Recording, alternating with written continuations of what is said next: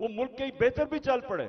Hong Kong एक मैं मिसाल देता हूं, हांगकांग गुलामी के अंदर उनके माशी हालात तो अच्छे थे, लेकिन पाकिस्तानियों सुन लो, जब से अल्लाह ने दुनिया बनाई है हमेशा इंसान आजादी चाहता है। वो क्यों चाहता है? क्योंकि सिर्फ आजाद इंसानों की परवाज है। कभी आज तक सुना है कि किसी गुलाम इंसान ने, गुलाम ज़हनियत के इंसान ने, या किसी मुल्क जो गुलाम हो, कभी सुना है कि उसने कोई बड़ा काम किया हो? कभी सुना है कि दुनिया में उनकी कोई हैसियत हो? गुलाम अच्छे गुलाम रहते हैं। गुलामों की जिंदगी में जिल्लत है। अगर इंसान जिसको अल्लाह ने अशरफुल मखलूकात बनाया, सबसे अजीम मखलूक, तो अगर उसको अपने मुकाम की समझ नहीं है तो वो तो जानवर भी दुनिया में आते हैं, खाते पीते हैं, बच्चे पैदा करते हैं और मर जाते हैं। इंसान तो वो है जो अपना मुकाम समझता है। और इल्लामा इकबाल ने ये सोए हुए मुसलमानों को जगाने के लिए कुरान के अंदर से, आयतों के अंदर से उन्होंने शेर व शायरी की, बताया मुसलमानों को कि तुम्हारा मुकाम है कि तुम एक अजीम कौम थे, क्यों ऊपर गए और आज क्यों नीचे हो। तो पाकिस्तानियों,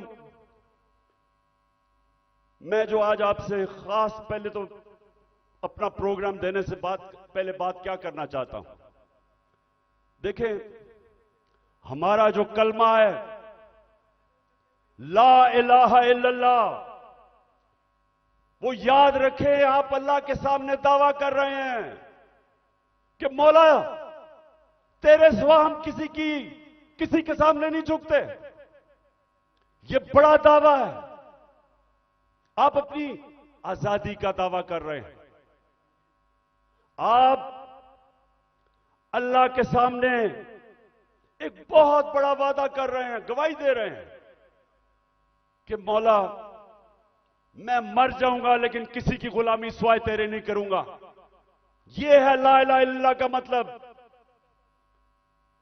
और जब मेरी नजर में, मैं कोई इस्लाम का आलिम नहीं हूं, लेकिन मेरी नजर में जब एक इंसान किसी और इंसान के सामने झुकता है, जब किसी बुत की पूजा करता है, और मेरी नजर में सबसे बड़ा बुत खौफ का बुत है, जब वो खौफ की गुलामी करता है, वो इंसान जो कुरान में कहते हैं, अल्लाह कहता है कि जब इंसान गिरता है जानवरों से भी नीचे चला जाता है। तो मेरे पाकिस्तानियों, यहां 23 मार्च 1940, 23 मार्च 1940 मेरे सबसे पाकिस्तान के अजीम लीडर कायदे आजम, उन्होंने एक बहुत बड़े ख्वाब पाकिस्तान की रेजोल्यूशन पास की थी। मेरे वालिद इकरामुल्लाह खान न्याजी इसी मिंटो पार्क में वो सुन रहे थे, और वो भी इस ख्वाब की कि जी पाकिस्तान बनेगा। हालांकि तब कोई नहीं समझता था कि हमारा पाकिस्तान बनेगा। कायदे आजम जब अभी पाकिस्तान नहीं बना था, जब कराची में पाकिस्तान बनने से 3 हफ्ते पहले जब वो कराची आते हैं, तो अपने असिस्टेंट एडमिरल एहसन को कहते हैं, ये एडमिरल एहसन अपनी डायरीज में लिखते हैं, वो कहते कायदे आजम कहते कि मैं नहीं समझता था मेरी जिंदगी में पाकिस्तान बनेगा। बड़ा मुश्किल था ये मुल्क बनना, बड़ा ख्वाब था। तो आज हम अपने आप से पूछें कि क्या इस पाकिस्तान के लिए ये कुर्बानियां दी थी लाखों लोगों ने? हम जब बड़े हो रहे थे तो नहर के ऊपर जिधर हम रहते थे, वहां मेरी वालदा बताती थी कि जब पार्टीशन हुई तो जो कत्लेआम हुई बॉर्डर के ऊपर, कहती वहां औरतें आई हुई होती थी, 10-15 औरतें इकट्ठी। आदमी कितने सारे आदमी कत्ल हो गए। सारा कोई कहानी थी कि जी मेरी बेटी ले उठा के ले गए, बच्चे मार दिए। यानी ऐसी दर्दनाक कहानियां थी कि किस खून की कुर्बानी से यह मुल्क बना था। और वो सब आते थे कि जी एक ख्वाब लेके आए थे पाकिस्तान का।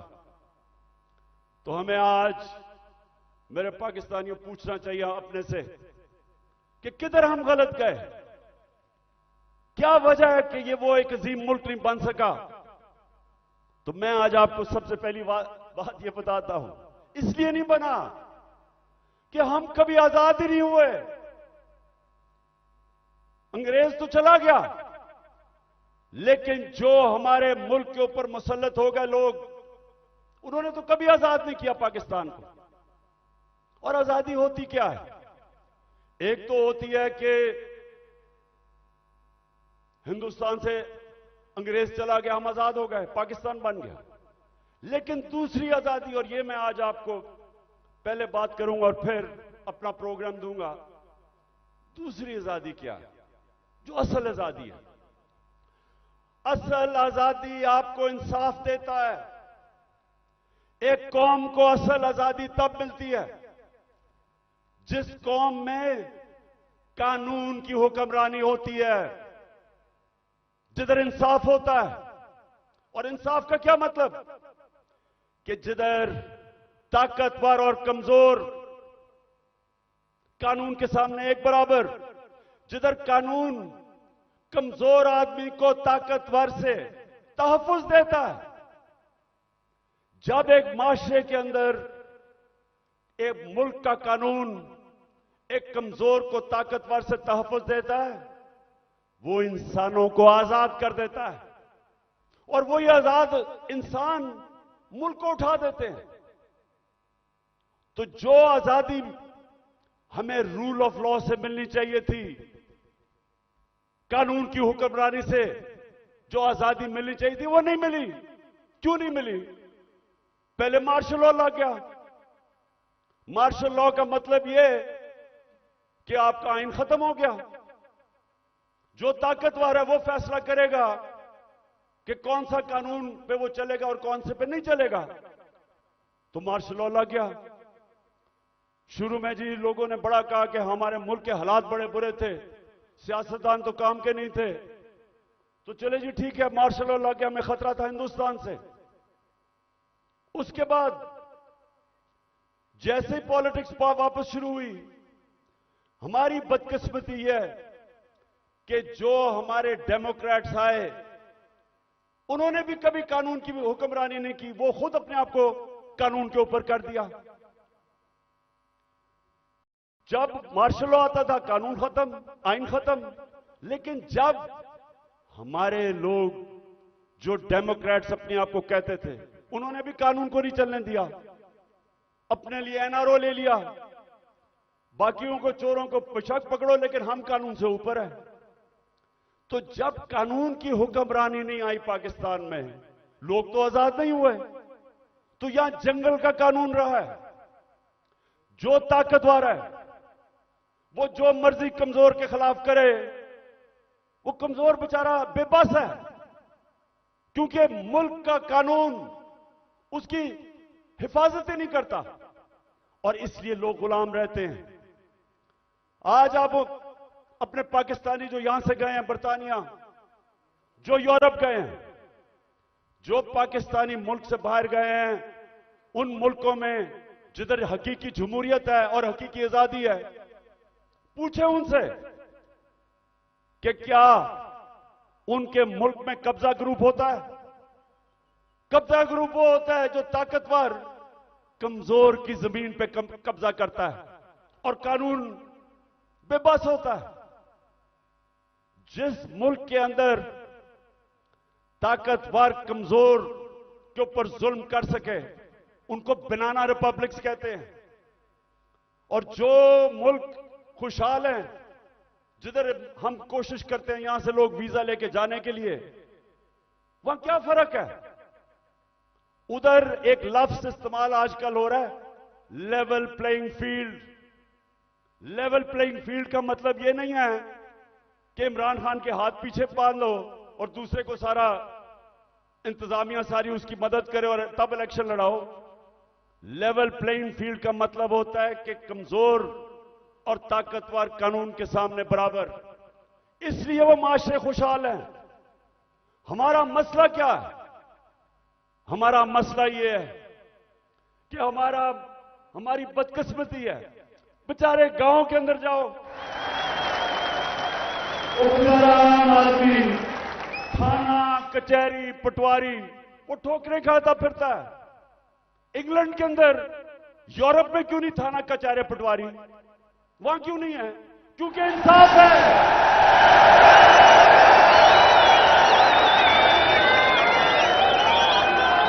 उधर का निजाम आजाद मुल्क है, वो लोगों को आजाद किया हुआ है, इसलिए वो खुशहाल हैं। वहां बेचारा, मैं गांव में, अब मियांवाली में जब मैं गया पहली दफा आज से 26 साल पहले पॉलिटिक्स के लिए, तो मुझे पहली दफा समझ आई कि बेचारा क्यों गरीब आदमी जकड़ा हुआ है, कमजोर आदमी। उसके घर चोरी हो, ताकतवर चोरी करवा दे, उसी के ऊपर पर्चा कर दे पुलिस, वो बेचारा ठोकरें खाता फिर रहा है। आजकल तो मैं अदालतों में जा रहा हूं तो मेरे ऊपर, आपको पता है या नहीं कि मेरी क्या करूं, सेंचुरी तो हो गई है मेरी, अब मैं 150 पे जा रहा हूं। 145 हो गए। वो बेचारे, अब मैं देखता हूं कि शुक्र अल्लाह ने मुझे कम से कम वकील दिए, मेरी पार्टी के वकील हैं जो साथ जाते हैं। वो बेचारा गरीब आदमी क्या करे? उसके ऊपर आप केस डाल दें, वो दहशतगर्दी का केस, 40 दहशतगर्दी के केस है मेरे ऊपर, 40। तो सोचे वो बेचारा गरीब आदमी, उसका मुखालिफ हो, उसकी जमीन पे कब्जा करना हो, कुछ भी हो, उसके ऊपर केस डाल दे, वो सारी जिंदगी बेचारा तबाह हो जाता है। ये है गुलामी। सिंध में जाएं, जो सिंध के अंदर जुल्म है आप अंदाजा ही नहीं कर सकते। जो वहां के इस वक्त मुसल्लत हैं, जिसको जरदारी सिस्टम कहते हैं, कोई लोग उनके सामने बेबस हैं, मिजाल नहीं है कुछ कर सके। पुलिस थाने जाएंगे, वहां डरते हैं, गुंडे पाले हुए हैं जो उनको पैसे ले लें, कुछ कर दें, डराएं धमकाएं, कोई आदमी आवाज अपनी नहीं उठा सकता जुल्म के खिलाफ।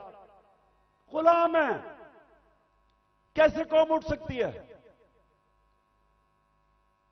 तो जो आज मैंने आपसे ये जो बात कर रहा हूं आजादी की, क्योंकि असल में हमारी जंग है हकीकी आजादी की, और हकीकी आजादी तब आएगी जब मुल्क में रूल ऑफ लॉ और इंसाफ होगा, जब इंसाफ होगा, लोगों के हुकूक होंगे। जब लोगों के हुकूक होंगे, जब एक मुल्क का आजादी निजाम लोगों की हकूक की हिफाजत करेगा, आपको कोई लंदन या इंग्लैंड जाना नौकरियों के लिए पड़ेगा, कोई यूरोप नहीं जाना पड़ेगा नौकरियों के लिए। अल्लाह ने इस मुल्क को हर चीज दी है, हमें कोई जरूरत नहीं है कि वीजों के पीछे लाइनों में खड़े हों, फिर पैसे दें। बेचारे वो पाकिस्तानी, मैं तो खैर सब पे भी दिल रोता है, लेकिन जो पाकिस्तानी, कितने लोग हमारे डूबे हैं कि रात में वो छोटी सी किश्तियों के अंदर किसी तरह यूरोप में घुसते घुसते, हमारी बेचारी हॉकी प्लेयर वो जा रही थी कि किसी तरह वो यूरोप चली जाए, वो बेचारी डूब गई और लोगों के साथ। क्यों है? इसलिए नहीं कि पाकिस्तान में वसाइल की कमी है। मैं 3.5 साल जब प्राइम मिनिस्टर रहा हूं, मुझे खुद हैरत होगी कि अल्लाह ने इस मुल्क को क्या क्या नेमतें बख्शी हैं।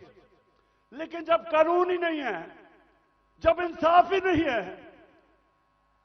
जब जिसकी लाठी जिसकी भैंस, जब ताकि पर जो मर्जी करे, वो मुल्क कैसे उठ सकता है? कौन सी आप इकोनॉमिक पॉलिसी लेके आएंगे उस मुल्क में जिधर इंसाफ ही नहीं है, जिधर कॉन्ट्रैक्ट एनफोर्समेंट नहीं है, जिधर रूल ऑफ लॉ नहीं है? आप जो मर्जी कर लें, उस मुल्क की किस्मत तो तबाही है। इसीलिए हजरत अली ने फरमाया था कि कुफर का निजाम चल जाएगा, लेकिन जुल्म का निजाम नहीं चल सकता। अच्छा मेरे पाकिस्तानियों, मैं एक तारीख का तालिब इल्म हूं। मैंने शुरू में जैसे मैं प्राइम मिनिस्टर बना, मैंने अपनी कौम को समझाने की कोशिश की कि मेरा जो अल्लाह है,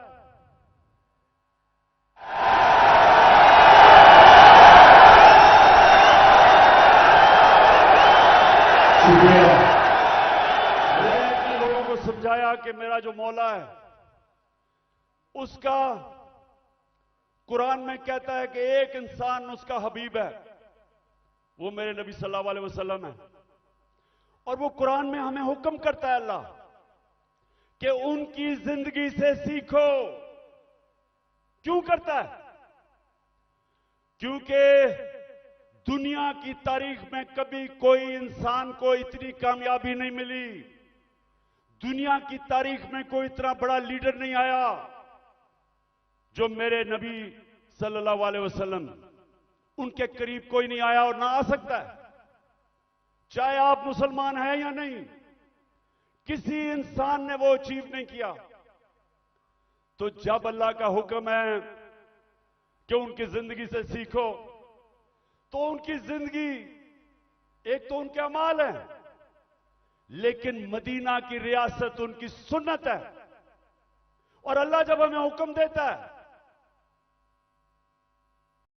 कि वो जो रियासत बनाई थी मदीना की, दुनिया की इमामत की उन लोगों ने वो क्या चीज थी, वो क्या असूलों के ऊपर वो खड़ा किया था मदीना की रियासत, कि वो अरब जिनकी कोई हैसियत नहीं थी। ये जरा जो आप में से तारीख जानते हैं, जरा ये याद रखें। मैं बार बार लोगों को समझाता हूं कि 625 जंगे बदर, 625 जंगे बदर 313 लड़ने वाले थे। ये जरा गौर करें, ये तारीख का हिस्सा है। ये जो वर्ल्ड हिस्ट्री है उसके अंदर ये डॉक्यूमेंटेड है। 11 साल के बाद 636, 11 साल पहले मदीना में 313, और उसके बाद 2 जंगों में खंदक और ओहद के अंदर बाल बाल उमा बची, बाल बाल बचे मुसलमान। लेकिन 636 जो वो उस वक्त की दुनिया की सुपर पावर थी, रोमन एम्पायर, बेजेंटाइन एम्पायर, वो 636 में यारमुक की जंग में घुटने टेक देता है, सिर्फ 11 साल के बाद। ये तारीख है। और दूसरी सुपर पावर जो पर्शियन एम्पायर था, वो 637 में कुदसिया में घुटने टेक देता है। तो मैं आज अभी भी हैरत होती है कि क्यों नहीं हम सीख रहे कि वो क्या असूल थे कि उन्होंने उन अरबों की हैसियत नहीं थी, 2 सुपर पावर थी, उन्होंने दुनिया की इमामत की। सबसे पहले मदीना की रियासत में उन्होंने जो असूल खड़ा किया था, अदल और इंसाफ, उन्होंने लोगों को इंसाफ देकर आजाद किया था, गुलामी से आजाद किया था। जब इंसाफ मिला उन लोगों को, इंसान बराबर हो गए कानून में, हजरत अली रज़ियल्लाहु ताला खलीफा वक्त एक यहूदी से काजी केस उनके खिलाफ फैसला कर देता है कि बेटे की गवाही नहीं मानता। यह मुसलमानों का इंसाफ था। आज की दुनिया में मुझे बताएं, अपने मुल्क को तो छोड़े ना, मैं बात कर रहा हूं जो मगरबी मुल्क अपने आप को इंसाफ के आज हमारे से बहुत आगे समझते हैं, क्या वहां भी हो सकता है आज ये? क्या अकलियत वो एक खलीफा वक्त से केस जीत जाए, और वो भी हजरत अली रज़ियल्लाहु ताला उनका मुकाम, क्योंकि इंसाफ था। मेरे नबी सल्लल्लाहु अलैहि वसल्लम कहते हैं कि मेरी बेटी भी चोरी करेगी तो उसको सजा मिलेगी। हजरत उमर, बेटा जब उनका कानून तोड़ता है कोड़े मरवाते हैं उसको, कोई कानून के ऊपर नहीं था, इंसाफ था। एक हजरत उमर के दौर में वाकया हुआ, एक शहजादा मुसलमान हो जाता है, खाना काबा का तवाफ कर रहा होता है, एक गुलाम का पैर आ जाता है उसके चोगे पे, वो मारता है उसको, गुलाम को। गुलाम जाके हजरत उमर को बताता है, हजरत उमर उस शहजादे को बताते हैं कि तुमने ये किया था। हाँ, उसने कहा इसकी जुर्रत है। गुलाम को कहते हैं वापस मारो इसको। वो शहजादा दीन छोड़ के चला जाता है, लेकिन ये चीज कायम हो जाती है कि कानून के ऊपर कोई नहीं है। तो पाकिस्तानियों, अपनी तारीख से सीखो, सीखो। और ये जो आज मैं आज आपको उस नए दौर की तरफ लेके जा रहा हूं कि जब तक इस मुल्क में कानून की हुक्मरानी नहीं आएगी, हमारी जिंदगी में जिल्लत है। वो प्राइम मिनिस्टर भीख मांग के फिर रहा है, ठोकरें खा रहा है।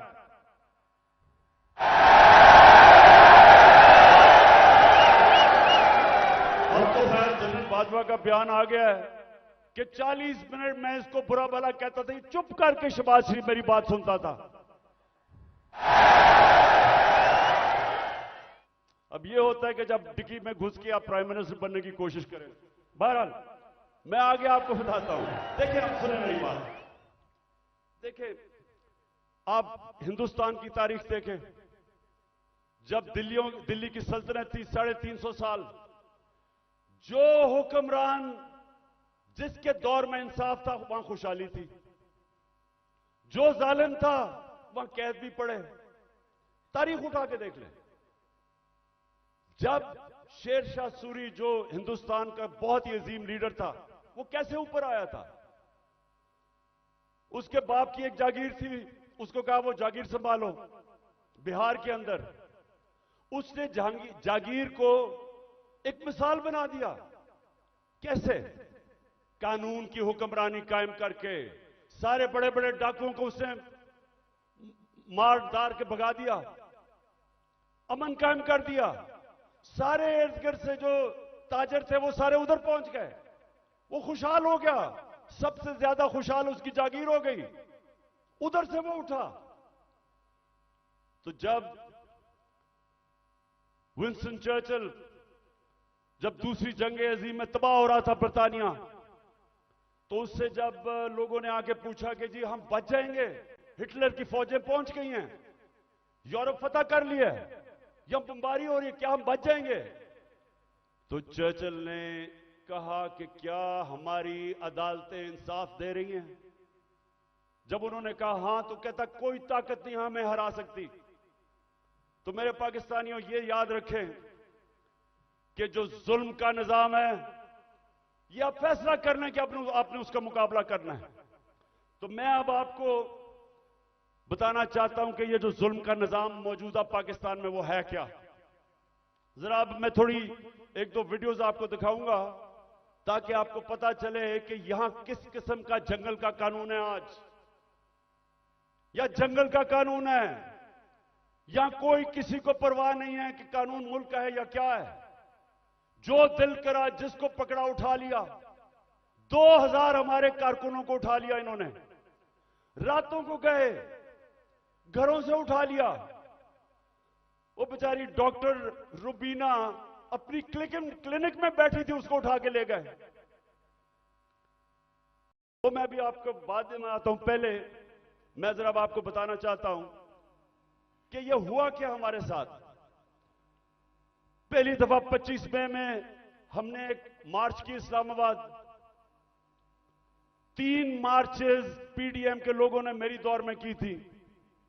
एक एफआईआर नहीं कटी, कोई रुकावट नहीं थी, बल्कि तो मैंने कहा था आप मार्च करें, मैं आपके लिए खाने खूने का बंदोबस्त करूंगा।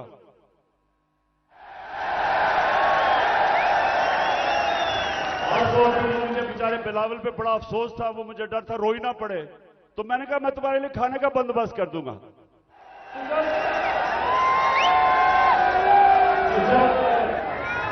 जब 25 मई को हमने मार्च की, लोगों के घरों में घुस के 3-3 बजे पुलिस ने लोगों को उठाया, पकड़ के ले गए लोगों को। वो हमने जो कभी तस्वर नहीं किया पाकिस्तान में होगा। वहां जाके इन्होंने जो शेलिंग की, जो इन्होंने लोगों से जुल्म किया, औरतें बच्चे, वो सारी हमारे पास डॉक्यूमेंटेड है। फिर अब इस साल आ जाए 8 मार्च को हमने परमिशन लेके अपनी इलेक्शन की रैली शुरू की, जमान पार्क से शुरू करनी थी। जरा ये अब गौर से सुने हुआ क्या। पुलिस हमें परमिशन देती है,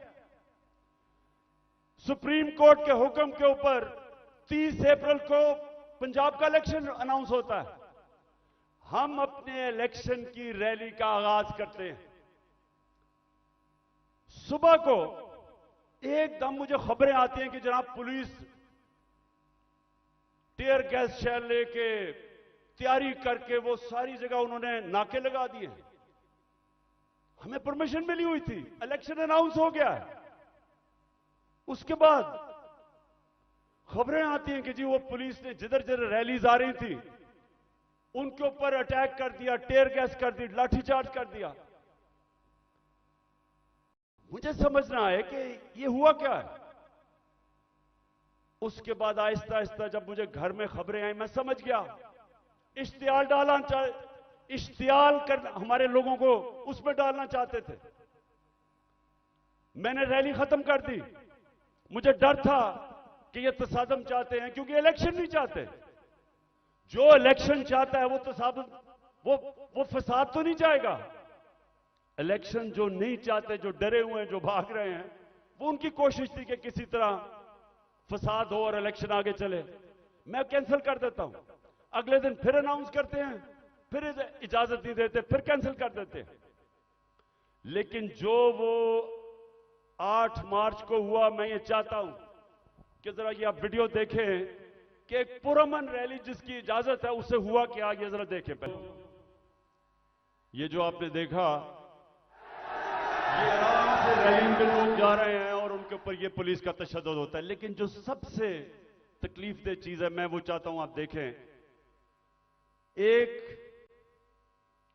एक मलंग, एक दरवेश, एक स्पेशल पर्सन, जिससे वो सारे मेरे घर के बाहर जो कैंप लगा हुआ था, सब जिससे प्यार करते थे, जिसके पास प्यार के अलावा था ही कुछ नहीं, उसको प्यार में लोग जिले शाह कहते थे।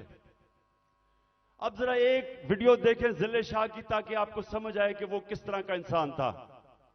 और लोगों को भी पकड़ा, इसको उठाया, और मेरे ख्याल में इन दरिंदों को समझ नहीं आई कि वो स्पेशल चाइल्ड है। इन्होंने उसको मारा होगा, उसने आगे से इस तरह की बातें, क्योंकि उसके पास तो वो तो एक जुनूनी आदमी था, अपनी दुनिया में रहने वाला। इन्होंने उसके ऊपर तशद्दुद किया। पोस्टमार्टम रिपोर्ट के मुताबिक 26 जगह इन्होंने उसको तशद्दुद किया और उसको मारा। उसके जो जख्म थे वो सारे सोशल मीडिया पे थे, और जिले शाह को इन्होंने मार के सड़क के किनारे फेंक दिया। और ये बेगैरतों ने सिर्फ ये नहीं किया, उसका कत्ल का केस मेरे पे डाल दिया कि इमरान खान ने कत्ल कर दिया। और ये मैं पाकिस्तानियों को बताऊं, किसी आजाद मुल्क में यह नहीं हो सकता यह सिर्फ गुलाम मुल्कों में होता है, जिधर उनको उस मुल्क का कानून जिनकी हिफाजत नहीं करता, ताकतवर ऐसी हरकतें करता है। यह सारे पाकिस्तान में आज कमजोर लोगों से होता है, उन पे जुल्म भी होता है और पर्चे भी उन पे कटते हैं। ये जिले शाह को जिस बेदर्दी से इन्होंने कत्ल किया, मेरे पाकिस्तानियों, मैं तो अल्लाह के सामने ये वादा कर बैठा हूं कि अल्लाह मुझे जिंदगी दे, जिन्होंने इसको कत्ल किया था, इनको इस मुल्क में कानून के तहत, वैसे नहीं, दिल तो मेरा करता है वैसे इनको बंदोबस्त करूं, लेकिन कानून के तहत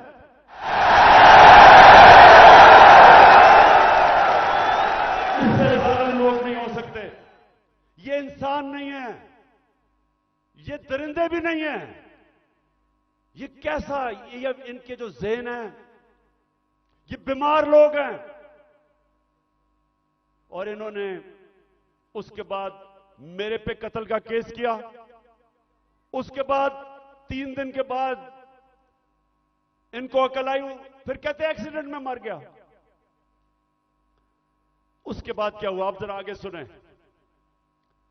उस दिन यह हुआ 14 मार्च मेरे घर एक वारंट लेके आ गया। मैंने उनको समझाया कि जो वारंट थी वो गैर कानूनी थी। मेरे पास बेल थी 18 मार्च की, जो मैंने पहले ही फैसला किया था कि मैंने इस्लामाबाद जाना है अदालत में। तो मैं तो पहले ही जा रहा था, पुलिस आ गई, जी आपको इस्लामाबाद लेके जाना है। मैंने श्योरिटी बॉन्ड दिया वकील ने। अगर कानून कहता है श्योरिटी बॉन्ड दे दो तो पुलिस आपको अरेस्ट नहीं कर सकती। श्योरिटी बॉन्ड के मैं पहले ही 18 को अदालत में पेश हो रहा हूं। इन्होंने मेरा श्योरिटी बॉन्ड नहीं लिया। 3 तरफ से जुबान पाक के ऊपर हमला हो गया। रेंजर्स, पुलिस, 3 तरफ से हमला। जिस तरह पता नहीं इमरान खान को कितना बड़ा दहशतगर्द था।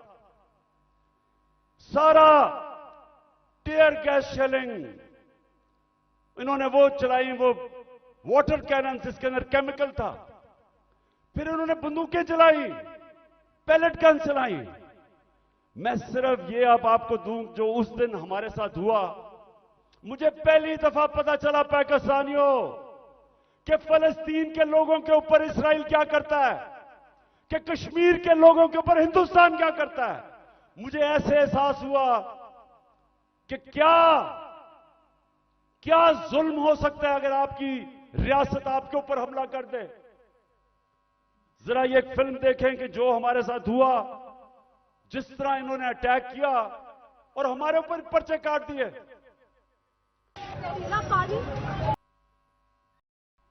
आज अगर आप फ्रांस में देखें, वह लोग मुजाहरे कर रहे हैं पेंशन्स के ऊपर। कभी आपने टीवी के ऊपर देखा वो चीजें भी जला रहे हैं, वो गाड़ियां भी जला रहे हैं। कभी आपने देखा कि पुलिस उनके ऊपर फायरिंग कर रही है या रेंजर्स? कभी आपने देखा कि उनको लोगों को अफवाह करके लेके जा रहे हैं गैर, और फिर तशद्दुद कर रहे हैं उनके ऊपर? कभी फ्रांस के अंदर यह नहीं होगा, क्योंकि वो लोग आजाद हैं। उनका कानून उनकी हिफाजत करता है, उनको इजाजत देता है कि पुरअमन एहतजाज करो। और हम तो एहतजाज भी नहीं कर रहे थे। लोग क्यों मेरे घर के बाहर आए? क्योंकि लोगों को पता था कि ये मुझे अरेस्ट जो करने आए हैं वो गैर कानूनी है। और लोगों को यह भी पता था कि ये जेलों में डाल के तशद्दुद करते हैं। सारे लोगों को पता था कि जो आजम स्वाति से क्या किया, जेल में डाल के कपड़े उतारे, तशद्दुद किया एक 75 साल आदमी को। कोई शर्म नहीं इनको आई। क्या पाकिस्तान का आईन राइट टू डिग्निटी देता है? किसी को इजाजत नहीं देता कि किसी को नंगा करके उसको जलील करो, उसकी वीडियो बनाओ। उससे पहले शहबाज गिल, उसको उठा के ले गए, 2 दिन उसको पकड़ के उल्टा लटकाया, उसको नंगा किया, उसके ऊपर हर किस्म का तशद्दुद किया। फिर सोशल मीडिया के लड़कों को पकड़ के ले गए, कितने लड़कों को लेके गए, उनके ऊपर यही उन्होंने किया। पता नहीं इन बेगैरतों को नंगा करने का क्या शौक है।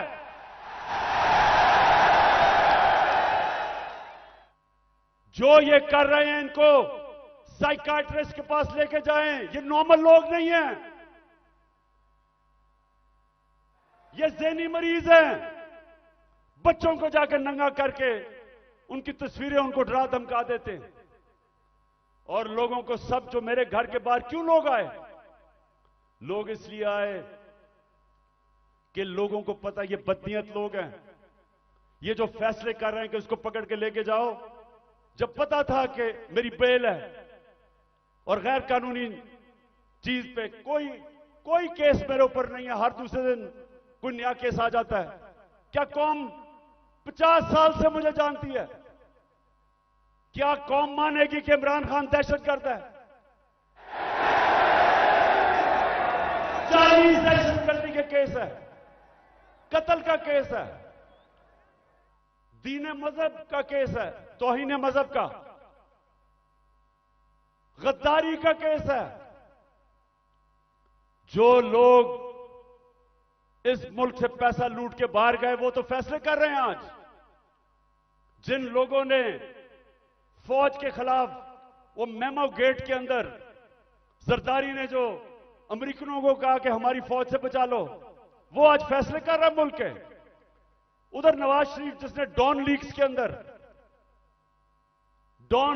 अंदर जो उसने अपनी फौज की शिकायतें कर रहे हैं हिंदुस्तान को, वो आज फैसले कर रहा है। और इमरान खान जिसका जीना मरना पाकिस्तान में है, जिसकी ना कोई बार प्रॉपर्टी ना दौलत, सब कुछ बेच के आज अपने मुल्क में ले आया है, उसको गद्दार बना दिया है।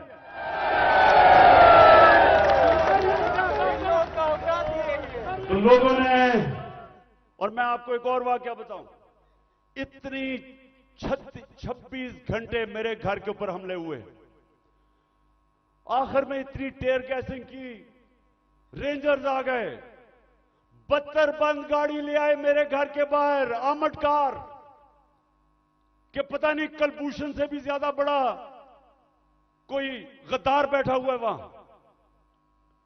तो आखिर में लड़के थक गए, वो सारे डरे हुए थे कि इनकी नीयत ही नहीं ठीक।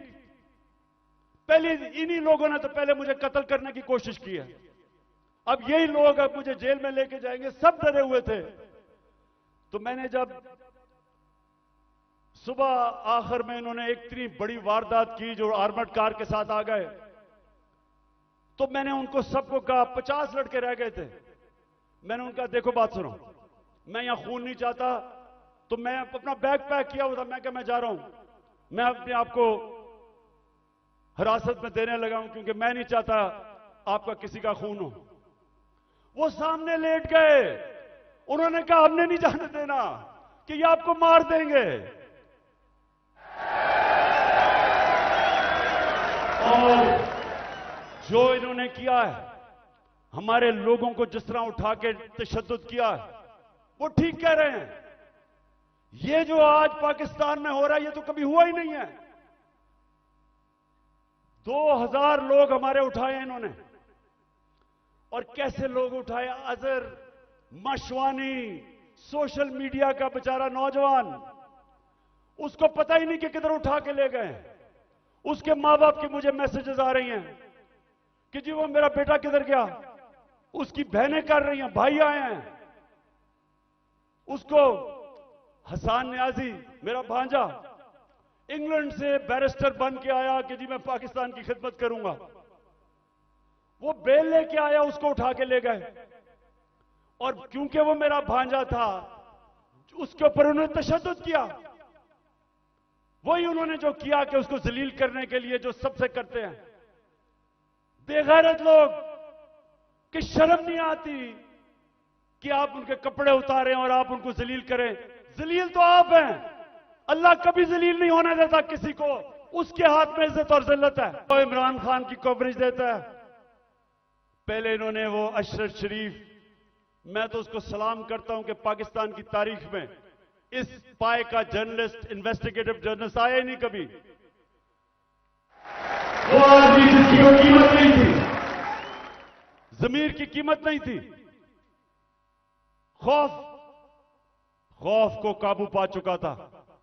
धमकियों के बावजूद वो खड़ा था राय हक पे, मुल्क से बाहर गया, कत्ल करवा दिया।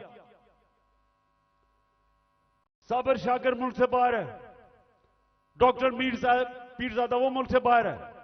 जो आदमी इमरान खान की कोई पॉजिटिव चीज उसके पीछे पड़ जाते हैं। बोल चैनल, उसके सरबराह को पकड़ के जेल में डाला, तशद्दुद किया। PRY के ऊपर पूरा जोर लगाया हुआ कि इमरान खान को ना दिखाओ। सिर्फ जो इनके बिके हुए पालतू चैनल्स, उनको सारा वो चले, जो प्रोपेगेंडा इमरान खान, वो ठीक है, लेकिन जो थोड़ी पब्लिसिटी देते, जो सहाफी, सोशल मीडिया, उनके पीछे पड़ जाते हैं। कब पाकिस्तान में इस तरह की सख्ती थी? और कोशिश किसी तरह कर रहे हैं कि लोगों के ऊपर इतना खौफ तारी हो जाए, लोग इतना डर जाएं कि लोग इन जालिमों को कबूल कर लें। तो मेरा आज अपनी सारी कौम को पैगाम है ये कि देखें, ये जो खौफ है, मैं जो नजर देख रहा हूं अपने मुल्क में, उन्होंने आज भी कहा कि जी दहशतगर्दी होगी, सिक्योरिटी, मैं देख रहा हूं इतनी ख्वातीन आई हुई है, उसके बावजूद क्योंकि खौफ के ऊपर काबू पा लिया है, कौम आजाद हो रही है। और ये कौम जिस तरफ अब निकल गई है, कोई लोग जो ऊपर समझता है कि इनको गुलाम बना सकता है, उसको गलतफहमी में नहीं रहना चाहिए। ये अब वो कौम, और इंशाल्लाह उस रास्ते पर निकल गई है जो एक बड़ा अजीम ख्वाब पाकिस्तान का था। पाकिस्तान का अजीम ख्वाब सिर्फ आजाद पाकिस्तानी बना सकते हैं, गुलाम नहीं बना सकते।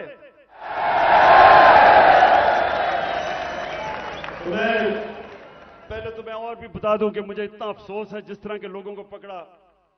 आमिर मुगल हमारा, उसके बच्चों को ले गए, वो हमारा कारकुन इस्लामाबाद में बच्चे पकड़ के ले गए उसके। ये कब हुआ? और सिर्फ सारों को डरा धमका रहे हैं।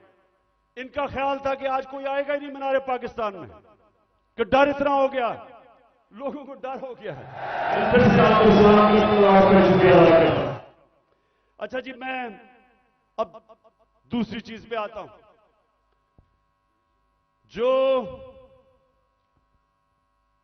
जो इन्होंने, अच्छा मुझे जब बुलाया इस्लामाबाद, अच्छा उससे पहले मैं बताऊं कि मैं जब इस्लामाबाद जाना था 18 तारीख को, इन सबको पता था कि मैं पहले अदालत में गया था। उससे पहले 17 की शाम को अदालत ने मुझे कहा था कि अब कोई पंजाब पुलिस आपके घर कुछ नहीं करेगी। उन्होंने कहा कि सर्च वारंट अगर उन्होंने लेना है तो एक एसपी का नाम लिया और एक हमारा उस वक्त शिबली फराज थे, उन दोनों के होते हुए वो मेरे घर में आके देखेंगे। उन्होंने कहा जी कोई पता नहीं, कोई असला है वहां। मैं जाता हूं इस्लामाबाद, जब इस्लामाबाद के टोल प्लाजा पे पहुंचता हूं तो पता चलता है कि मेरे घर के ऊपर दरवाजा तोड़ के कोई 50 पुलिस वाले घुस जाते हैं। अकेली बेचारी बुशरा बेगम घर पे, अकेली, 3-4 मुलाजिम के साथ, और वो घर पे घुसते हैं, सारे घर के ऊपर छतों पे घर को जो चीज आती है लूट लेते हैं। और वो जो बेचारे 5-6 मुलाजिम थे, उनको जिस बेदर्दी से मारते, मैं सिर्फ चाहता हूं कि एक दफा देखें कि ये इन्होंने एक आदमी छोड़ें कि इमरान एक्स प्राइम मिनिस्टर या लोग जानते हैं, किसी भी बाइज्जत किसी भी घर में अगर पता हो कि खामद घर नहीं है, बीवी एक दीनदार खातून पर्दादार, सोचें कि उसके घर में कभी ये आज तक पाकिस्तान में हुआ है? वो सारे जो ऑफिसर्स इस मुल्क में, हमारे जजेस साहिबान, पुलिस के ऑफिसर्स, फौज के ऑफिसर्स, पाकिस्तानी अपने, मैं सबसे एक सवाल पूछता हूं कि आपके घर में अगर ये होता तो आप क्या तकलीफ होती? आपको होती या नहीं होती? अगर आप में गैरत हो और आपकी बीवी बेचारी अकेली घर हो और उसमें इस तरह के, और ये इंसान नहीं है, वो बेचारे 5-6 नौकरों को उठा उठा के मारा, जिस तरह किसी का बाजू तोड़ दिया, एक को बेचारे खसामे को पकड़ के जेल में ले गए हैं। ये किस मुल्क में होता है? ये किसी आजाद मुल्क में नहीं हो सकता। जिन मुल्कों के अंदर कानून होता है, इंसाफ होता है, किसी पुलिस की जरूरत नहीं है ये करने की। तो अगर ये मेरे घर पे कर सकते हैं, किसी के घर पे भी ये इस तरह अटैक कर सकते हैं। इसका मतलब कि यहां तो जंगल का कानून है, अगर आपके पास ज्यादा ताकत है आप कुछ भी कर दें। मैं पहुंचता हूं इस्लामाबाद, आप ये भी सुने, मुझे नहीं पता था कि इन्होंने प्लान बनाया हुआ है। मैं समझा मुझे पकड़ने अरेस्ट कर लेंगे, मुझे नहीं पता था कि वहां मारने का प्रोग्राम बनाया हुआ है। मैं वहां से जब जुडिशियल कॉम्प्लेक्स पे गया, सारे रास्ते टीयर गैस हैं कि किसी तरह इमरान खान अकेला हो जाए, लोग इसके साथ ना हो। लोग आके घरों से लोग निकल के साथ चलना शुरू हो गए, उनके ऊपर टीयर गैस हैं। अब मैं आखिर में पहुंचता हूं अपनी हाजिरी लगाने के लिए अदालत में। 5 घंटे लगते हैं मुझे टोल प्लाजा से, इस्लामाबाद से जुडिशियल कॉम्प्लेक्स, जो 20 मिनट का रास्ता था। सारा रास्ता पुलिस और रेंजर्स के, जिस तरह कालभूषण से भी बड़ा, जिस तरह मैंने कहा कोई दहशतगर्द आ रहा है। 40 मिनट में बाहर खड़ा रहता हूं और जब बाहर पहुंच रहा होता हूं तो ऊपर से पुलिस पत्थर फेंक रही होती है, लोगों को इश्तियाल दे रही होती है कि किसी तरह वहां तसादम हो, और तसादम के अंदर इमरान खान को कहें जी वो मुर्तजा भुट्टो टाइप कत्ल हो गया। जरा ये सोचें कि ये कभी किसी पाकिस्तान के पॉलिटिकल पार्टी के हेड से हुआ। ये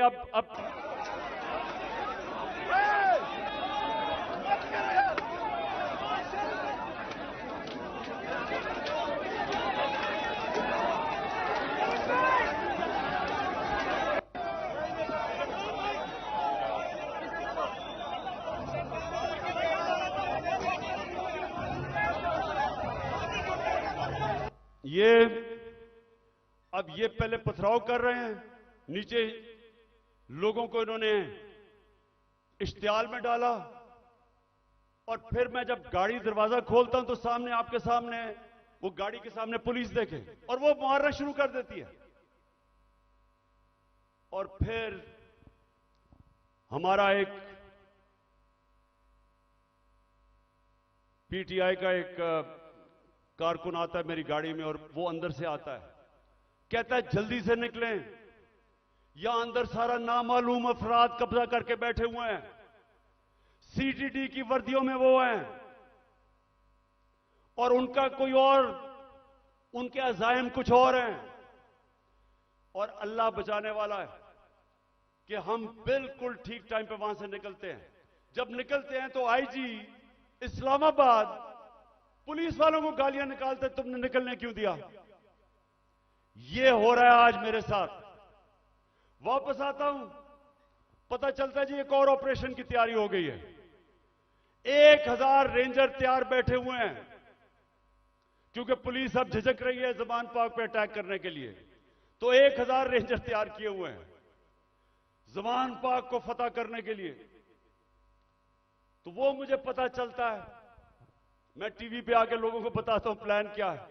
प्लान तो मुझे अंदर से पता चलता है। जिस तरह जब मुझे कत्ल करने लगे थे तो मैंने 1.5 महीना पहले सारी कौम को बताया था कि इन्होंने दीनी इंतहा पसंद के नाम पे वारदात करनी है, और वही हुआ। तो फिर मुझे तो अंदर से इंफॉर्मेशन थी कि इन्होंने क्या करना था। तो बहरहाल अब मैं आगे चलता हूं। जो 30 अप्रैल का इलेक्शन उन्होंने डिले किया, ये कौम जरा गौर से सुन लो। अब ये जो मुल्क में अब जंगल का कानून आ रहा है और तकरीबन आ गया, ये जो इन्होंने किया है कि जब आइन कहता है कि 90 दिन में इलेक्शन होगा, जब पाकिस्तान का सुप्रीम कोर्ट कहता है कि 30 अप्रैल को पंजाब का इलेक्शन है, तो किस मुंह से इलेक्शन कमीशन ने कहा कि जी अक्टूबर में इलेक्शन होगा? हमारे पास ये कहते पैसे नहीं है। तो मुझे ये इलेक्शन कमीशन मुझे ये बताए कि मुल्क का तो तुमने वैसी तवालिया निकलता जा रहा है, तो अक्टूबर में किधर से पैसे आएंगे? तो इसका मतलब तो इलेक्शन होंगे नहीं। कभी इस तरह का सुना है किसी महजब माशरे में कि आइन कह रहा है कि इलेक्शन होंगे और ये कहते पैसे नहीं है जी इसलिए इलेक्शन नहीं? झूठ बोला कि जी आईएमएफ कह रहा है। आईएमएफ ने तस्दीक की कि हम नहीं कह रहे। तो कोशिश क्या है इनकी? इलेक्शन से भागो। अगर आइन तोड़ना पड़ता तो तोड़ो। किसी तरह इमरान खान इलेक्शन के में जीत के इक्तदार में ना आ जाए, बस ये 1 पॉइंट एजेंडा है। उसके लिए हम अदालत में जा चुके हैं और मैं आज सारे पाकिस्तान की लीगल कम्युनिटी को यहां से अपील कर रहा हूं कि ये वो वक्त आ गया कि आज आपने स्टैंड ना लिया, अगर आज आप आइन के साथ ना खड़े हुए, तो उसके बाद मुल्क में कानून खत्म। जो ताकतवर चाहेगा वही कानून होगा। जब वो फैसला करेगा कि इलेक्शन है तो तभी इलेक्शन होगा। तो पाकिस्तानियों, हमने सबने पाकिस्तान के सुप्रीम कोर्ट के साथ खड़ा होना है। हमने पाकिस्तान के आइन के साथ खड़े होना है। हमने सारे हाथ खड़ा करके बताएं कि आप खड़े होंगे पाकिस्तान की आइन के साथ। क्योंकि 6 लोग आटे की लाइनों पे खड़े होकर बेचारे जान बहाक हो गए। मैं सबसे पहले सवाल पूछता हूं कि अगर आपने आटा बांटना है तो क्या यह तरीका है कि इस तरह लोगों को जलील खड़ा करके जिल्लत देके कभी इस तरह भी आटा बांटा जाता है? हमने अपने एहसास प्रोग्राम में 14,000 रुपया जो स्टाइपेंड दिया था गरीब लोगों को, स्कूलों के अंदर बुलाया, मुहज़्ज़ब तरीके से बिठाया, उनको आराम से इज्जत से पैसे दिए, इस तरह जलील नहीं किया।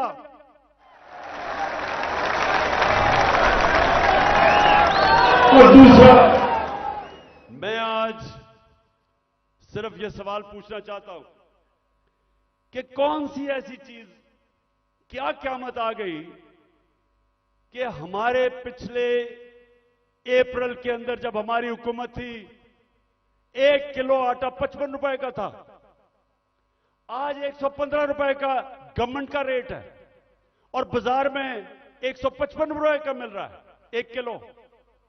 क्या हुआ? कौन सी क़यामत आ गई कि 3 गुना ज्यादा आटा बढ़ गया?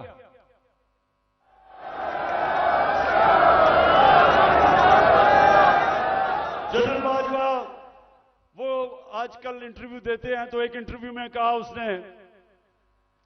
उसने कहा इमरान खान बड़ा खतरनाक था पाकिस्तान के लिए, शायद इसलिए उसने हटाया और इनको ले आया। तो मैं उससे पूछता हूं कि आज जरा मुझे ये सिर्फ इन सवालों का जवाब दे दे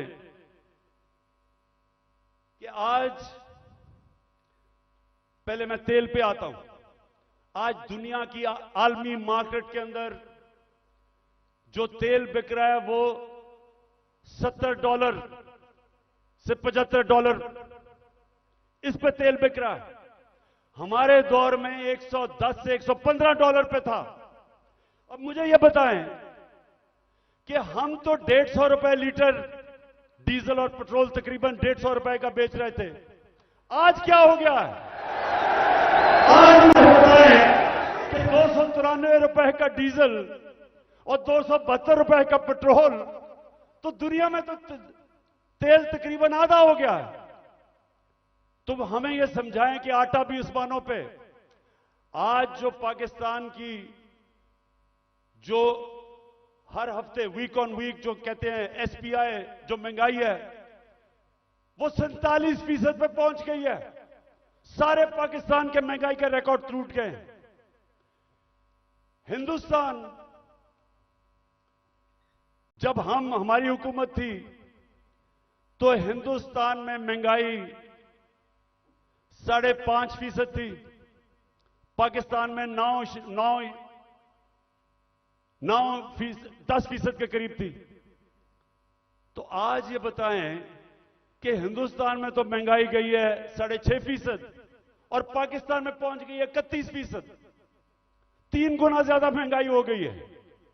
तो लोगों से पूछे, तनख्वाहदार से पूछे कि उनके ऊपर क्या हुआ। हम जब थे डॉलर, पिछली मार्च में जब इन्होंने नो कॉन्फिडेंस किया था तो डॉलर कितना था? 178 रुपए का। आज पहुंच गया 283 रुपए का। यानी अगर आपके बैंक में पिछली मार्च अप्रैल में आपका 100 रुपया था तो वो 65 रुपया रह गया है। वो जो 100 रुपया था वो सिर्फ आज 65 रुपए की चीजें खरीद सकता है। तो मैं बाजवा से पूछता हूं कि मैं तो बड़ा खतरनाक था, तो ये बताएं कि ये किसको ऊपर बैठा दिया है कि पाकिस्तान घुटनों पे पहुंच गया है।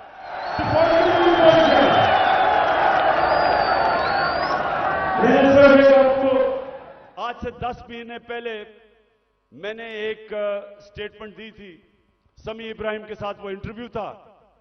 तो ये जरा छोटा सा क्लिप ये देख ले। ये आज से 10 महीने पहले था। तो इन्होंने असेंबली में कहा कि इमरान खान को गद्दार डिक्लेयर कर दो। मेरे ऊपर उन्होंने पार्लियामेंट में कहा कि रेजोल्यूशन पास करो गद्दारी की। उधर क्लिप सुन ले 10 महीने पहले। ये मुल्क खुदकुशी करने पे जा रहा है, मैं इसलिए जोर लगा रहा हूं। 10 महीने पहले ये कहा था। आज खुद इनका डिफेंस मिनिस्टर कह रहा है कि हमारा दिवालिया निकल गया है। इसहाक डार सेनेट के अंदर कहता है कि हमें आईएमएफ कह रही है कि जो हमारा लॉन्ग रेंज मिसाइल प्रोग्राम है उसको रोको। आईएमएफ ने कहा, हमने नहीं कहा। तो मेरे पाकिस्तानियों आज गौर से सुन लें। जब एक कौम माशी तौर पे जब वो गिरती है तो जैसे ही वो गिरती है उसकी नेशनल सिक्योरिटी मुतासिर होती है। जब सोवियत यूनियन दुनिया की दूसरी बड़ी ताकत, सबसे बड़ी फौज, लेकिन जब माशी तौर पे वो गिरा तो वो टूट गया। हम भी आज उधर खड़े हैं। अगर हमने अभी जो मैं ये अब अगली बात आपसे करना चाहता हूं कि अगर मैं अपनी एस्टैब्लिशमेंट इस सारे पाकिस्तानियों को बताना चाहता हूं कि अगर अभी हमने इस मुल्क को ना संभाला ये सबके हाथ से निकल जाएगा। मैं आज अभी आपको अपना प्रोग्राम देने लगा हूं 10 पॉइंट का कि मैं आगे कैसे हमने मुल्क को निकालना है। तो मैं उससे पहले मैं आज पाकिस्तान की एस्टैब्लिशमेंट से सवाल पूछता हूं कि मुझे यह बताएं कि यह तो वाज़ेह है आपने फैसला किया हुआ है कि इमरान खान के ऊपर लकीर डाली हुई है। हमने जी इमरान खान को जीतने नहीं देना। ये सारा ड्रामा, सब कुछ, इलेक्शन डिले, ये सारा जो मेरे घर के ऊपर वारदात, लोगों को पकड़ा जा रहा है, मकसद एक है कि इमरान खान को हमने इक्तदार में नहीं आने देना। तो मैं आपसे पूछता हूं कि अगर चले ना आने दें, लेकिन अपना बताएं कि आपके पास कोई प्रोग्राम है? क्या आपके पास कोई प्रोग्राम है मुल्क को इस तबाही से निकालने का? क्या कोई रोड मैप है? मैं चैलेंज करता हूं कि ये जो ऊपर लोग बैठे हुए हैं, इनका ना इनके पास कोई अहलियत है, ना इनके पास नियत है।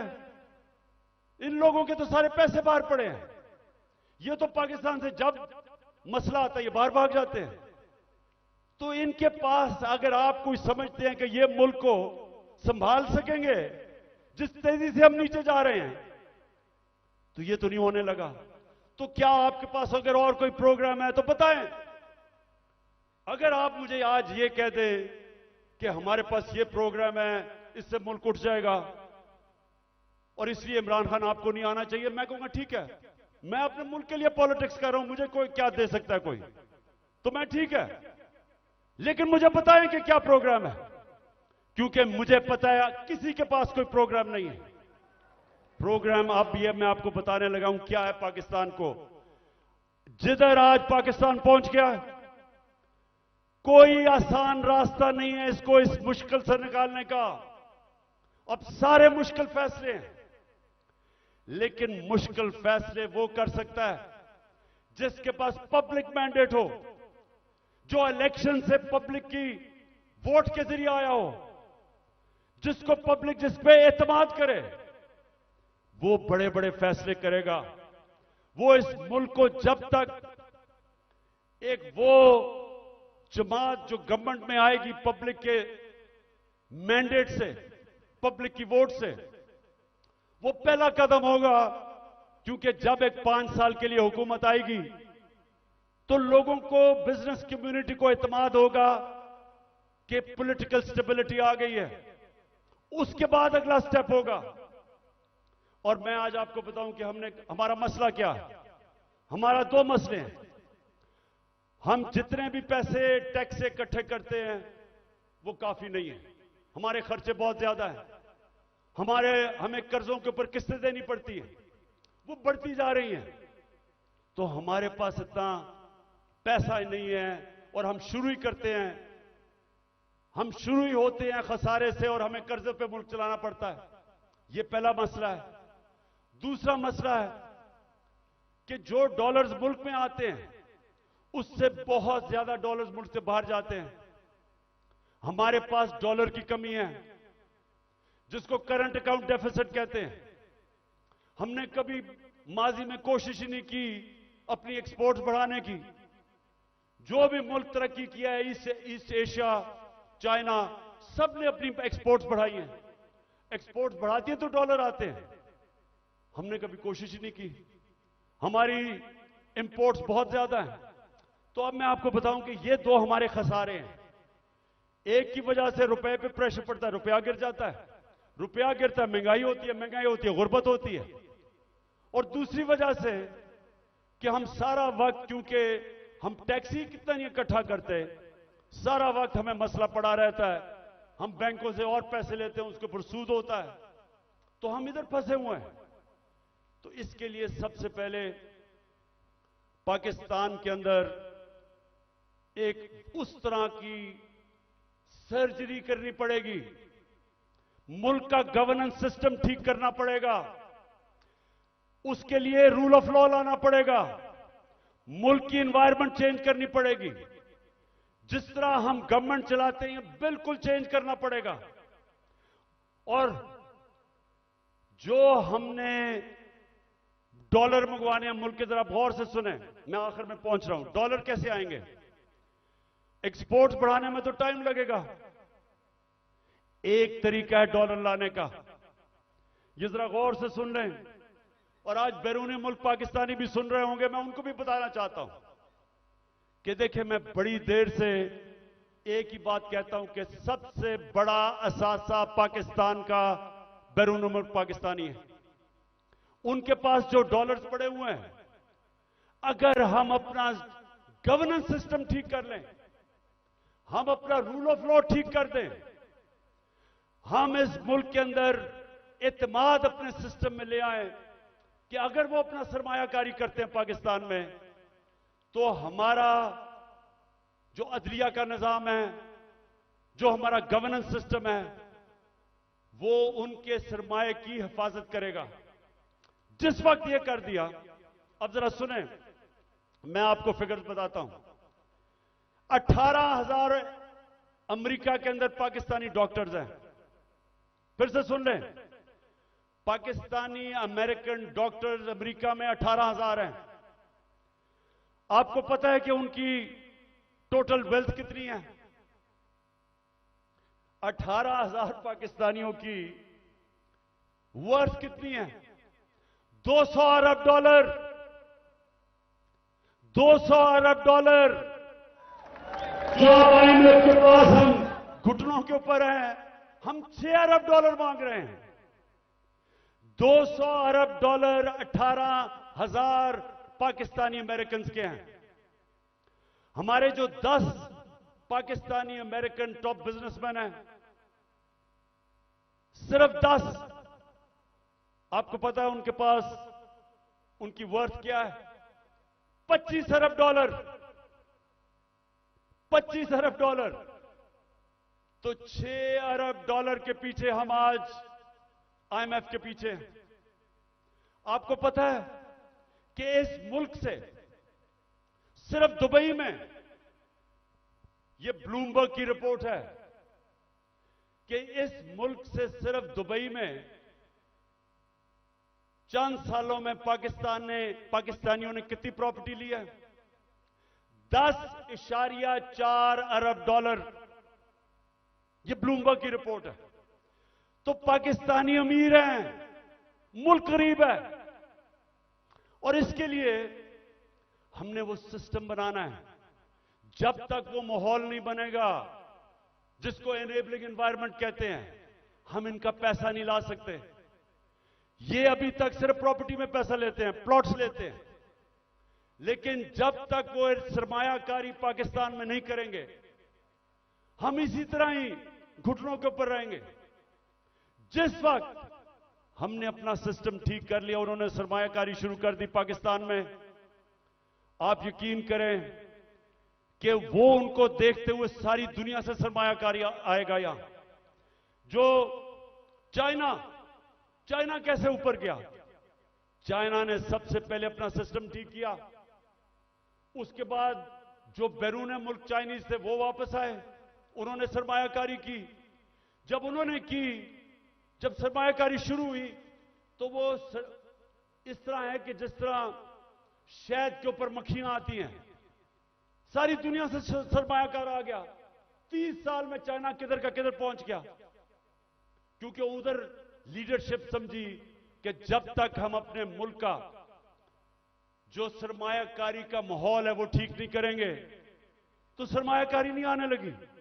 तो पाकिस्तान में तो सरमायाकारी आती नहीं है, क्योंकि प्लॉट बेचारा ओवरसीज पाकिस्तानी लेता है, उसमें भी कब्जा हो जाता है। वो कौन फैक्ट्रियां लगाएगा यहां? तो ये मैं सबसे पहले कि हमने ओवरसीज का पाकिस्तानियों का पैसा लेना, एक प्लान बनाया हुआ है हमने, कैसे उनकी इन्वेस्टमेंट लेके आनी है। तो ये पूरा एक प्लान बनेगा कि कैसे गवर्नेंस सिस्टम ठीक करनी है। 3.5 साल में हमें पड़ी, शुरू में तो हमें समझ ही नहीं थे कि क्या हालात है। तो इंशाल्लाह एक तो वो पहले, फिर दूसरा, हमने पाकिस्तान के अंदर लॉन्ग टर्म, मिडिल और लॉन्ग टर्म प्लानिंग, एक्सपोर्ट्स, एक पूरा मुल्क को लगाएंगे एक्सपोर्ट्स के ऊपर। एक्सपोर्टर्स को VIP बनाएंगे। जो मुल्क में डॉलर चीजें बेच के डॉलर लेके आएगा उनके लिए सहूलतें देंगे। हमने दी थी और इसकी वजह से हमारी रिकॉर्ड एक्सपोर्ट्स थी जब हमारी गवर्नमेंट गिराई गई है। तो फिर एक्सपोर्टर्स को जब तक आप उनको VIPs नहीं बनाएंगे, जिस तरह ईस्ट एशिया में बनाया था, जिस तरह इंडोनेशिया, मलेशिया, ये चाइना ने जब तक नहीं किया, एक्सपोर्ट्स नहीं बढ़ेंगे। हम तवज्जो नहीं दी कभी उसके ऊपर। फिर IT, हिंदुस्तान की 140 अरब डॉलर की IT एक्सपोर्ट्स है, हमने कभी तवज्जो ही नहीं दी। हमने जब दी थी तो 2 सालों में 70% हमारी IT की एक्सपोर्ट बढ़ गई थी। उनको हमने उठाना है, क्योंकि फ्यूचर टेक्नोलॉजी का है। तीसरी चीज, टूरिज्म। पाकिस्तान के पास कभी हमने तवज्जो नहीं दी। ये मुल्क, और हमारी बदकिस्मती के 2 साल कोविड हो गया, कोरोना हो गया, उसके बाद टूरिज्म खत्म हो गई। तो इंशाल्लाह पूरा मेरा प्लान है कि इस बार इंशाल्लाह अल्लाह ने मौका दिया, कैसे टूरिज्म उठाएंगे। उसके अलावा हमने कभी तवज्जो ही नहीं दी मदनियात पे, मिनरल्स पे। वो इसलिए क्योंकि वो सूबाई सब्जेक्ट बन गया है। सूबों के पास कैपेसिटी नहीं है। तो इस वक्त पूरा जोर लगाएंगे कि कैसे हमने पाकिस्तान के, और यहां बहुत अल्लाह ने नेमतें बख्शी हैं मदनियात में, लेकिन हमने तवज्जो नहीं दी, उससे भी हम डॉलर पाकिस्तान में आ सकते हैं। फिर इंडस्ट्री को, और खास तौर पे स्मॉल मीडियम इंडस्ट्री, ये हमने शुरू की थी, और मुझे फख्र है कि हमारी 17 साल के बाद सबसे ज्यादा इंडस्ट्री बढ़ रही थी, जो आज फिर बंद हो गई है। तो वो उसके ऊपर, और स्मॉल और मीडियम जो छोटा इंडस्ट्री है उसके ऊपर हमने पूरा प्लान बनाया हुआ है। फिर अपनी ज़राअत की हमने सिर्फ प्रोडक्टिविटी बढ़ानी है। चाइना के साथ हमने बात कर ली थी कि कैसे हम पैदावार बढ़ा सकते हैं, और उन्होंने आना था, और बदकिस्मती फिर कोरोना की वजह से 2 साल चाइना बंद हो गया, तो उसका पूरा प्लान बना हुआ है। फिर जो बड़े बड़े पीआईए, रेलवे, गवर्नमेंट कॉरपोरेशन, ये सबसे ज्यादा नुकसान करती हैं पाकिस्तान में। जो हमारा जो पैसा आवाम पे खर्च होना चाहिए वो नुकसान पे चला जाता है। इनको रिस्ट्रक्चर करना है, ये भी हम आखिर में बना था, लेकिन हमारी गवर्नमेंट चली गई, इसका पूरा प्लान है। और फिर कैसे हमने अपना टैक्स कलेक्शन बढ़ाना है। अब ये जरा सुन लें, इस वक्त 22 करोड़ पाकिस्तानियों में सिर्फ 25 लाख टैक्स देने वाले हैं। 22 करोड़ पाकिस्तानियों में 25 लाख टैक्स देने वाले हैं। हमने नादरा के साथ मिलकर आइडेंटिफाई किए 4 करोड़ टैक्स देने वाले, उनके हमने टेक्नोलॉजी का इस्तेमाल करके हमने पता चलवाया कि इतने ज्यादा टैक्स पेयर हैं जो पैसे नहीं देते, उनके लिए, ये मैं अब आखिर में आ रहा हूं, उसके लिए हमने पूरा प्लान बनाया हुआ था, लेकिन फिर हमारी गवर्नमेंट चली गई। लेकिन जब तक हम अपना टैक्स बेस नहीं बढ़ाएंगे, जब तक हमारा टैक्स नहीं बढ़ेगा, मुल्क आगे नहीं चल सकता। तो इंशाल्लाह उसका पूरा हमारा प्लान है। उससे मैं ये भी बता दूं कि हमने रिकॉर्ड टैक्स इकट्ठा किया था अपने दौर में। और फिर मनी लॉन्ड्रिंग, ये देखें हमारी जो एलीट है मुल्क की, शायद ही किसी मुल्क में ऐसे हो कि सारी एलीट जो पैसा होता है वो बाहर भेज देती है। प्रॉपर्टीज इनकी बाहर हैं, जिस तरह मैंने दुबई में बताया, लंदन, सारी दुनिया में। तो और ये चोरी का पैसा होता है। तो जब तक हम इसको कंट्रोल नहीं करेंगे, और ये होगा रूल ऑफ लॉ से, जितना हम अपना कानून तकड़ा करेंगे, हम इतना पैसा हमारा मुल्क से बाहर चला जाता है, डॉलर्स बाहर चले जाते हैं चोरी के, हमने वो रोकना है। आखिर में इस दौरान जो मुश्किल वक्त है, आज कमजोर तबका हमारा पिस गया, तनख्वाहदार हमारा पिस गया महंगाई की वजह से। तो हमने जो चीजें शुरू की थी उसका मैं आपको बता दूं कि सबसे पहले हमने हेल्थ कार्ड, जो हेल्थ इंश्योरेंस थी, कि हर लोगों के लिए 10 लाख रुपए के लिए हेल्थ इंश्योरेंस हर खानदान के लिए किसी भी अस्पताल में अपना इलाज करवा सके, वो सबसे ज्यादा जो बंद किया गया कई जगहों के ऊपर, वो फिर से हम शुरू करेंगे। क्योंकि ये आजकल के दिनों में, महंगाई के दिनों में, एक बीमारी हो जाती है घर में, सारा घर मकरूज हो जाता है। तो जो हेल्थ कार्ड है वो हमारा पूरा इनिशिएटिव है, और इंशाल्लाह वो नंबर 1 होगा कि हमने अब लोगों को कैसे तहफ़्फ़ुज़ देना है, सोशल प्रोटेक्शन कैसे करनी है। दूसरा, हमने सानिया निश्चित ने एक जबरदस्त प्रोग्राम निकाला है, और वो है हमने अब राशन देना है लोगों को। वो कैसे करना है, हमने अब पूरा डेटाबेस बनाया है। हमने देखा कि कौन कौन से खानदान, उनकी इनकम कितनी है जो मुश्किल में है। तो इसको कहते हैं टारगेटेड सब्सिडी।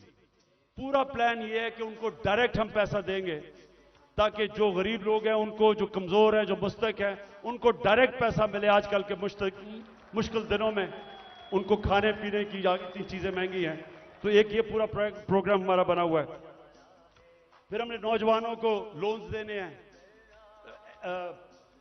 सूद के बगैर कर्जे, ताकि वो अपनी बिजनेस शुरू कर दे। हमने कामयाब जवान में काफी किया था, लेकिन इंशाल्लाह उसको अब और आगे लेके जाएंगे। फिर घर बनाने के लिए तनख्वाहदार तबकों के लिए हमने पहली दफा पाकिस्तान में घर बनाने के लिए हाउस फाइनेंसिंग शुरू की थी। सस्ते सूद के ऊपर कर्जे, यानी अगर, क्योंकि कैश तो लोगों के पास होता नहीं है, लेकिन जितने पैसे लोग किराए पे दे रहे हैं वही किस्त बन जाए और और उसी में घर उनका हो जाए। तो ये हमने पूरा स्कीम शुरू की थी, फिर से करेंगे, क्योंकि तनख्वाहदार लोगों के लिए अपना घर बनाना नामुमकिन है, वो फिर से शुरू करेंगे। फिर कच्ची आबादी, इतनी ज्यादा कच्ची आबादियां हो गई हैं। हमने आखिर में ये प्रोग्राम बनाया था क्योंकि टाइम लगा डेवलप करने में। अब सारी कच्ची आबादियों के अंदर, ये मलेशिया में भी हुआ है, ये तुर्की में भी हुआ है, हम क्या करेंगे कि उनको, उनके लिए मॉडर्न फैसिलिटीज उधर ही खड़ी करेंगे और डेवलपर को कहेंगे कि वहां एक बिल्डिंग बना ले और वो ही उनके लिए बिल्डिंग बनाए जिधर उनको फैसिलिटीज मिल जाए, पानी मिले, सही माने में वो रह सके, बजाय गंद के अंदर कच्ची आबादी में लोग रहते हैं, और घर भी अपना हो जाए।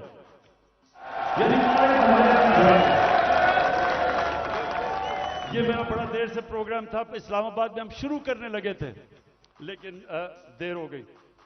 बाजवा साहब को इमरान खान बड़ा खतरनाक लग रहा था, इसलिए उसने काम कर दिया। हमने कैसे लोगों को रोजगार देना है? अगर ये फैसला आपके पास वो रेहड़ी वालों के लिए जो हमने किया था, वो जरा दिखा दें लोगों को। हमने फैसला किया कि देखें, हम रोजगार तो दे नहीं सकते लोगों को, तो हमने लोगों के लिए रेहड़ियां बनाई। इस्लामाबाद में एक्सपेरिमेंट शुरू किया कि उनको बजाय लोग तंग करें, कोई उनको कॉर्पोरेशन वाले लोग उठा दें, कोई पैसे ले ले, जो छाबड़ियां लगाते हैं, तो हमने उनके लिए जबरदस्त रेहड़ियां बनाई, उनको एक जगह दी ताकि वो अपनी रोजी कमा सके। वो बेचारे अपनी रोजी कमाना शुरू हुए। ये इंपोर्टेड हुकूमत ने वो सारी रेहड़ियां आपके सामने खत्म की। देखिए, न्यूयॉर्क आप जाएं, पता नहीं कितने आप में से लोग गए हैं, वहां हर जगह पे उन्होंने अपनी अपनी स्टॉल्स लगाए होते हैं सड़कों के ऊपर, और रोजगार कमा रहे होते हैं, उनको इजाजत होती है। हम क्यों नहीं करते? वो बेचारे पॉश एरियाज के अंदर, इस्लामाबाद के ब्लू एरिया में नहीं जी, वो खास कोई लोगों का इलाका है जिधर बेचारा आम आदमी रोजी नहीं कमा सकता। तो इसके ऊपर भी इंशाल्लाह अब हमने प्लान बनाया हुआ कि सारे पाकिस्तान में आम लोगों को मौका दें, अपनी जगह बनाएं ताकि रोजी कमा सके, बच्चे पाल सके। और फिर जो हमारे घर के मुलाजिम हैं, मेरे पाकिस्तानियों, मेरे नबी सल्लल्लाहु अलैहि वसल्लम ने जब गुलामी खत्म करने का शुरू किया तो उन्होंने क्या किया? उन्होंने कहा कि जो आपके घर में गुलाम है उनको इस तरह रखो कि जैसे वो आपके घर में आपकी फैमिली है, उनको वही खाना खिलाओ, उनको अच्छी तरह रखो। ये उन्होंने पहला कदम उठाया था कि उनको इंसान समझो, उनके भी हुकूक हैं। मैं जब बरतानिया गया तो उधर मैंने पहली दफा देखा कि जब किसी के भी घर में कोई काम करने आता है तो उसका कॉन्ट्रैक्ट होता है, कितनी देर काम करेगा, छुट्टी कब मिलेगी, तनख्वाह कितनी होगी, ये कॉन्ट्रैक्ट साइन होता है। मुझे अफसोस से कहना पड़ता है कि हम अपने मुल्क में अपने मुलाजमों को ठीक नहीं रखते, और ये हमारे दीन के खिलाफ है। हमें बिल्कुल उस तरफ जाना चाहिए कि उनको हम कॉन्ट्रैक्ट्स दें, बताएं कि जितना पैसा मैं आपको दे सकता हूं उसके मुताबिक करें, उनको छुट्टी दें, उनके ऊपर पूरी कोशिश करें कि वो आपके जिस तरह फैमिली मेंबर है।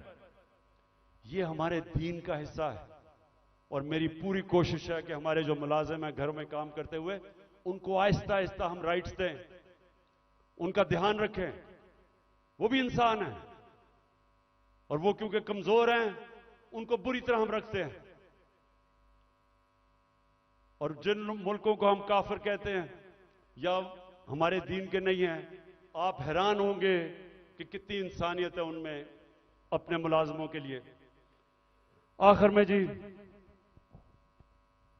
मेरे पाकिस्तानियों, मैं आज आपका खास तौर पर शुक्रिया अदा करना चाहता हूं कि इतनी रुकावटों के बावजूद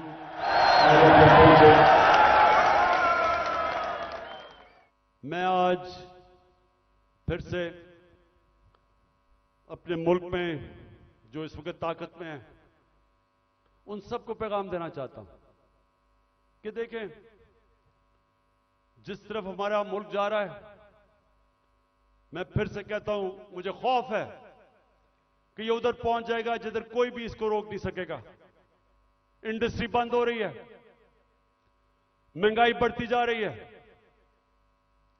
एक्सपोर्ट्स गिर रही हैं, जो बाहर से पाकिस्तानी रेमिटेंसेस भेजते हैं वो कम हो रही हैं। अब इंडस्ट्री बंद होगी तो टैक्स कलेक्शन कम हो जाएगी। तो क्या इनका सिर्फ इस वक्त तो एक ही है कि कहीं से कर्जा मिल जाए।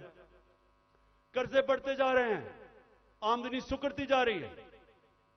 एक घर जब उसमें मुश्किल वक्त आता है, उसके ऊपर कर्जा चढ़ जाता है, तो वो क्या करता है? वो अपने खर्चे कम करता है, अपनी आमदनी बढ़ाने की कोशिश करता है। हमारी तो आमदनी सुकड़ती जा रही है। तो मैं आज सबको कहना चाहता हूं कि अगर आप मुझे यह बता दें कि इस दलदल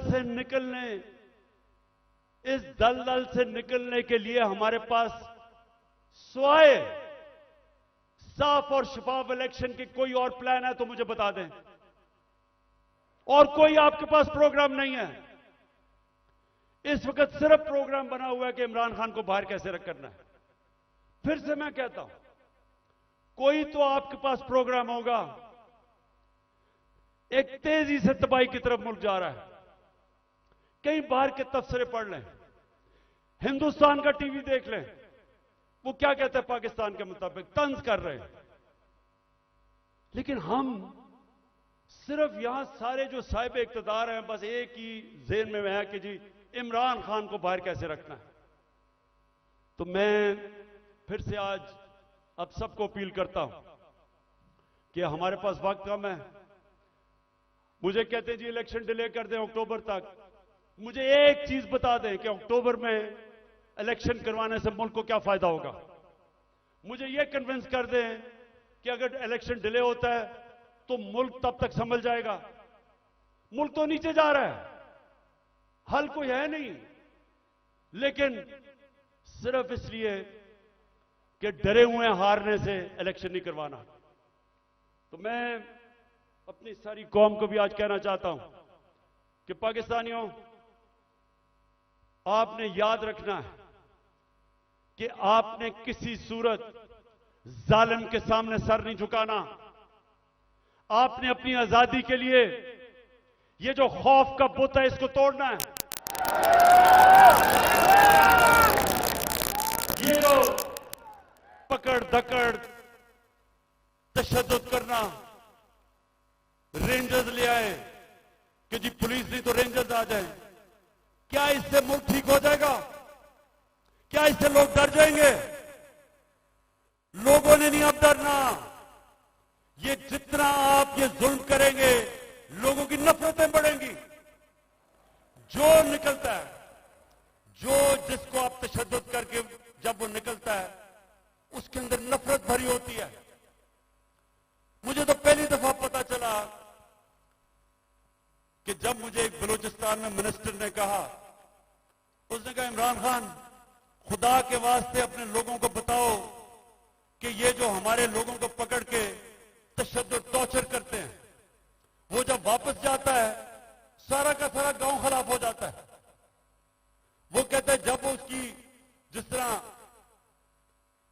उस बेचारे को जिले शाह को कत्ल किया, अगर कत्ल करते हैं, जब उसकी जो डेड बॉडी मिलती है फिर सब केस खिलाफ हो जाते हैं।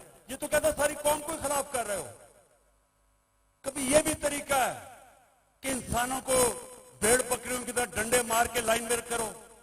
इंसान ऐसे नहीं होते। इंसान को समझाना पड़ता है, दिल और दिमाग की जंग होती है। ये डंडे से कोई आज तक नहीं ठीक हुआ। और ये जो खौफ फैलाया हुआ है कि जी हम ये कर देंगे, हम आपको ये मार देंगे, हमने ये कर दिया, फिर से हमला होने लगा है। देखें, आखिर में मैं आपको ये बात बता दूं, आज है 25 हो चुकी है। 25 मार्च को पाकिस्तान वर्ल्ड कप जीता था। मेरी जितनी सारी टीम थी, मेरी सारी टीम, और वो अभी सारे लोग क्रिकेट के ऊपर बातचीत करते हैं, कभी उनसे पूछें, सारी टीम दिल हार चुकी थी। सबका क्या था, हम इतना बुरा हमारा हालात थे, सबने कहा कि हम नहीं जीत सकते। अभी भी किसी टीम वालों से पूछ लें, एक आदमी था जो कहता था अभी हम जीतेंगे, और वो आपके सामने खड़ा है।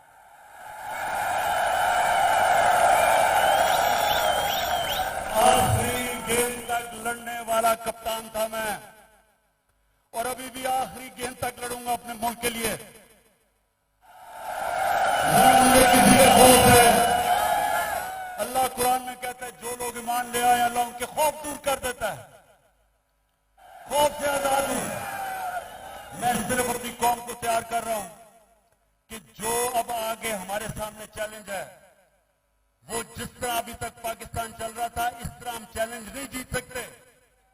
अब जो हम चैलेंज जीतेंगे, जब पाकिस्तान एक कौम बन जाएगी, हम एक कौम बन के इस मुल्क को निकाल लेंगे इस दलदल से। जापान तबाह हो गए थे सेकेंड वर्ल्ड वॉर में, दूसरी जंग अजीम में तबाह थे दोनों मुल्क, क्योंकि वो कौम थी। दोनों 10-10 साल में खड़े होकर अजीम पावर्स बन गए। ये जो चैलेंज है, ये हम सिर्फ एक कौम बन के जीत सकते हैं, और कौम बनेगी जिसकी बुनियाद रखी जाएगी इंसाफ के ऊपर, कानून की हुक्मरानी के ऊपर। और इसलिए आखिर में हम अपनी अदलिया को आज पैगाम देना चाहते हैं कि कौम आपके साथ खड़ी है, और आपने आइन की हिफाजत करनी है, और इंशाअल्लाह हम इंशाअल्लाह इस मुल्क को एक अजीम कौम बनाएंगे। पाकिस्तान जिंदाबाद।